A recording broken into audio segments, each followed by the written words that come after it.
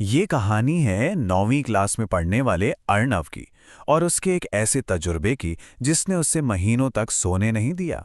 तो चलिए सीधे चलते हैं असम के वेस्ट कार्बी आंगलोंग में और जानते हैं कि 2024 की गर्मियों में उस दिन आखिर हुआ क्या था। तो देखिए अर्नव और उसके दोस्तों के लिए ना अपने गांव से स्कूल जाने के लिए रोज एक फैसला लेना पड़ता था। एक तरफ थी सहूलियत और दूसरी तरफ था एक अनजाना रहस्य। पहला रास्ता था मेन रोड, सीधा साधा, जिस पर स्कूल बस भी चलती थी, बिल्कुल सेफ। और दूसरा था चर्च रोड, जंगल के बीच से जाता हुआ एक शॉर्टकट। अब था तो ये शॉर्टकट, लेकिन उतना ही रहस्यमयी भी, और बच्चों को तो ऐसी चीजें खींचती ही हैं। तो अर्नव ने अपने दोस्त रवि के साथ एक दिन ये रास्ता देख भी लिया और पहली नज़र में तो सब ठीक ही लगा। मतलब एक नॉर्मल सा तेजी से घर पहुंचाने वाला शॉर्टकट। तो बस दोनों ने इसे रोजाना इस्तेमाल करना शुरू कर दिया, इस बात से पूरी तरह बेखबर कि उस शांत दिखने वाले रास्ते पर उनका क्या इंतजार कर रहा था। तो अब आते हैं कहानी के उस मोड़ पर जहां सब कुछ बदल गया। तारीख थी 21 जुलाई 2024। यही वो दिन था जब चर्च रोड ने अपना असली खौफनाक चेहरा दिखाया और अर्नव का एक मामूली सा दिन एक कभी न भूलने वाले बुरे सपने में तब्दील हो गया। उस शाम ना ऐसा लगा जैसे हर चीज जानबूझकर हो रही थी, एक जाल बुना जा रहा था। देखिए, पहले तो अर्नव का दोस्त रवि स्कूल नहीं आया, फिर टीचर्स ने कुछ काम के लिए उसे स्कूल में देर तक रोक लिया, और फिर काम खत्म होने पर उसने अपने क्लासमेट समर्थ को घर तक लिफ्ट ऑफर कर दी। ये सब कितनी मामूली बातें लगती हैं, है ना? पर यही सब मिलकर अर्नव को सीधा उस खौफ के मुहाने पर ले जा रही थीं। तो दोनों स्कूटी पर निकल पड़े, और जैसे ही वो चर्च रोड वाले मोड़ के पास पहुंचे, अर्नव ने नोटिस किया कि समर्थ की आवाज़ कुछ अजीब सी, बहुत भारी हो गई थी। अर्नव को लगा शायद गला खराब होगा, तो उसने ज्यादा ध्यान नहीं दिया, लेकिन तभी समर्थ ने एक ऐसी बात कही जो थोड़ी अजीब थी।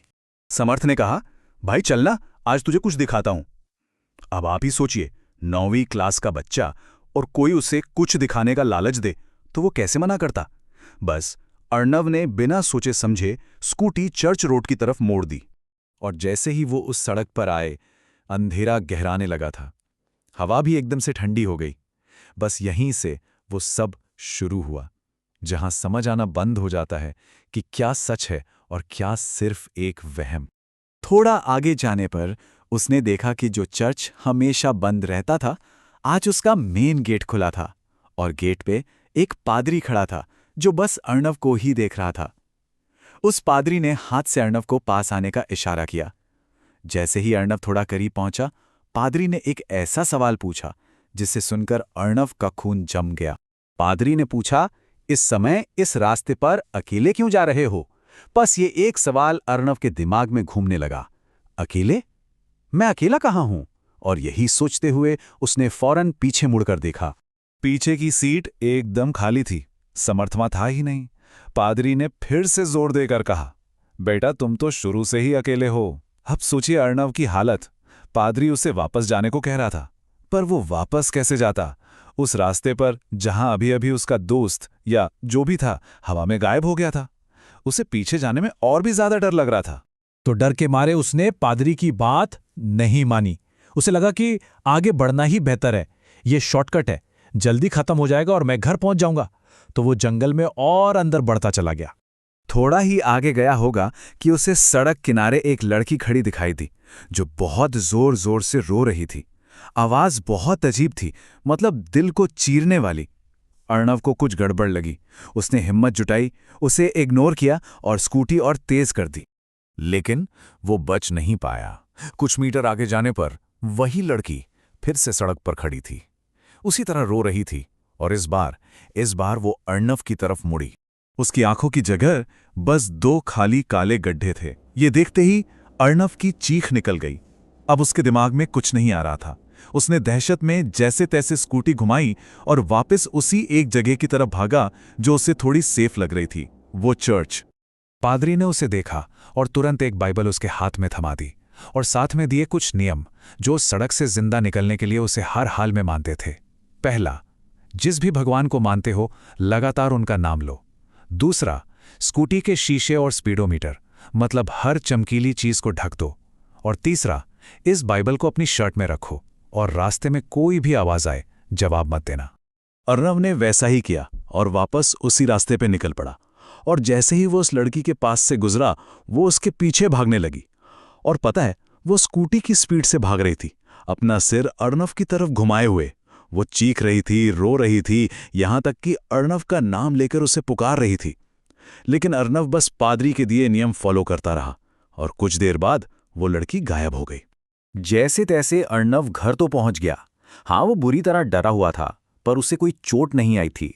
उसे लगा शायद बुरा सपना खत्म हो गया, पर असली खौफ तो अब शुरू होने वाला था।